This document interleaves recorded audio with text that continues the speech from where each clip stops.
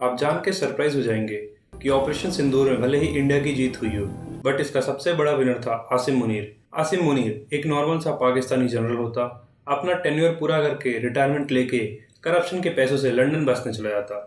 But फिर हुआ Pahalgam attack. इस आतंकी हमले का जवाब दिया इंडिया ने ऑपरेशन सिंदूर से।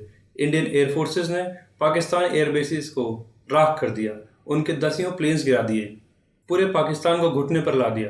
बट इंडिया जब वॉर जीत ही रहा था, तभी भारत सरकार ने सीज फायर घोषित कर दिया। एंड फिर मुनीर पाकिस्तान की आवाम को बरगलाने में कामयाब रहा कि पाकिस्तानी आर्म्ड फोर्सेस ने भारत के 5 राफेल डाउन कर दिए। एंड इसी बात को ट्रंप ने भी पुरजोर सपोर्ट किया। एंड ऐसा करते ही मुनीर पाकिस्तान की आवाम के नज़रों में नेशनल हीरो बन गया, जिसने इंडिया को हराया है, जिसने इंडिया को सीज फायर के लिए मजबूर कर दिया। एंड यहीं से शुरू हुई मुनीर के कॉन्स्टिट्यूशनल डिक्टेटरशिप का सफ़र। मुनीर ने पाकिस्तान के कॉन्स्टिट्यूशन में ऐसे एक्ट्स एंड अमेंडमेंट्स डाल दिए हैं कि अब ना उसे जेल हो सकती है, ना उस पर जीवन भर कोई कानूनी कार्रवाई। और तो और आसिम मुनीर अब supreme commander of Pakistani armed forces बन जाएगा, एंड वो भी फॉर लाइफ टाइम। एंड इस अमेंडमेंट ने सुप्रीम कोर्ट की पावर को पूरी तरह से ख़त्म कर दिया है, एंड पाकिस्तान अब एक स्ट्रेटोक्रेसी बनता जा रहा है। एंड अब मुनीर के पास सारी पावर्स हैं एंड ज़ीरो रिस्पॉन्सिबिलिटी है।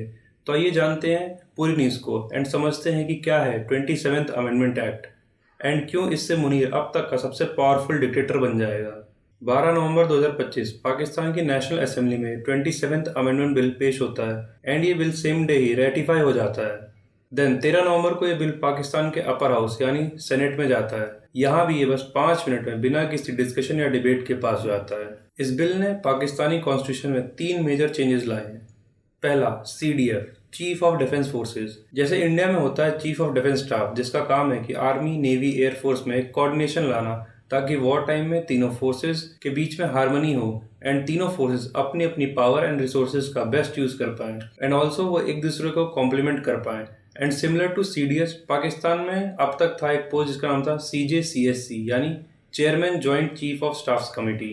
एंड ये CJCSC मेजरली एक पोस्ट थी जो कि कोऑर्डिनेशन का काम करती थी Pakistani army, navy and air force के बीच में। बट न्यू अमेंडमेंट ने इस पोस्ट को अबॉलिश करके CDF यानी चीफ ऑफ डिफेंस फोर्सेस बनाया जाएगा।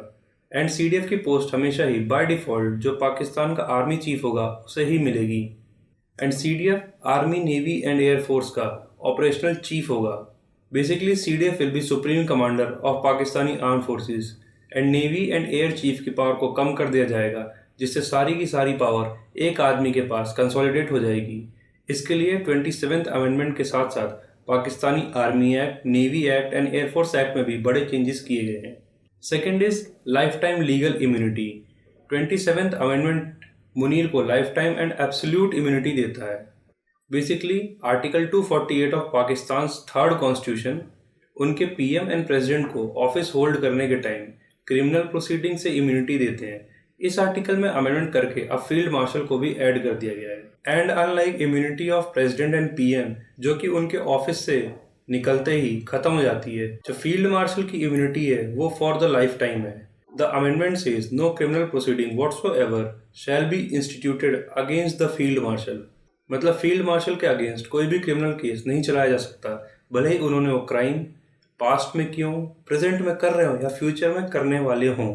एंड इससे फील्ड मार्शल की सारी अकाउंटेबिलिटी ही खत्म हो जाती है। मतलब अब एक फील्ड मार्शल चाहे कितना भी करप्शन करे, कितने भी वॉर क्राइम्स करे, यहाँ तक कि कल को पाकिस्तान का कॉन्स्टिट्यूशन ही खत्म कर दे, उसके ऊपर कोई लीगल एक्शन नहीं हो सकता। एंड एक सबसे इंटरेस्टिंग चेंज जो मुझे लगा कि अब से पाकिस्तान अपने army chief, navy cheap and air chief को नेशनल हीरोज करके रेफर करेगा हर जगह। बेसिकली एक साइकोलॉजिकल मूव है पाकिस्तानी आवाम के लिए, ताकि उनके माइंड के साथ खेला जाए और basically how they perceive their arm forces, इस परसेप्शन को चेंज किया जाए। Third change, end of judiciary. Basically Pakistani army को बस एक ही इंस्टीट्यूशन था जो थोड़ा बहुत चेक में रख पाता था, वो था उनका सुप्रीम कोर्ट। बट इस 27th अमेंडमेंट ने कोर्ट की सबसे बड़ी power to interpret the constitution वही छीन ली। तो अब पाकिस्तान में फेडरल कॉन्स्टिट्यूशनल कोर्ट स्टैब्लिश किया जाएगा, एंड जो भी केसेस हैं जिनमें कॉन्स्टिट्यूशनल इंटरप्रिटेशन की नीड है वो इस FCC को ट्रांसफ़र कर दिए जाएंगे। तो मतलब अब से पाकिस्तानी सुप्रीम कोर्ट बस एक नॉर्मल एपिलिएट कोर्ट बन के रह जाएगा जहां सिविल और क्रिमिनल केसेस चला करेंगे।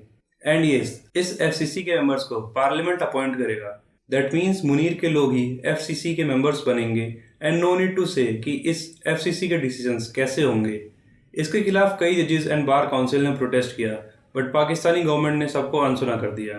एंड ये 3 मेजर चेंजेस करके पहले से ही पावरफुल पाकिस्तानी आर्मी चीफ अब एक अल्टीमेट फील्ड मार्शल बन गया है। एंड हिस्ट्री हमेशा बताती है कि जब भी पाकिस्तान में पावर मिलिट्री के हाथ में गई है, वहाँ की मिलिट्री ने अपनी आवाम का ध्यान बटाने के लिए वॉर्स का यूज़ किया है। फिर चाहे 1965 की वॉर हो जब अयूब खान फील्ड मार्शल बन गया था, या फिर 1971 जब याया खान ने पावर अपने हाथ में ले ली थी, या फिर 1999 करगिल वॉर जब परवेज़ मुशर्रफ वहाँ का तानाशाह बन गया था। इन सब को देख के लग रहा है कि आने वाले times India and Indian military के लिए काफ़ी हार्ड टाइम होने वाला है, बिकॉज एक तरफ पाकिस्तान में आर्मी का पावर कंसोलिडेशन हो रहा है, दूसरी तरफ बांग्लादेश का एंटी इंडियन स्टांस। तो this is a news in development, but we have to keep a close watch on all these development. So for the time being, this is Shailesh Kumar signing off. Thank you.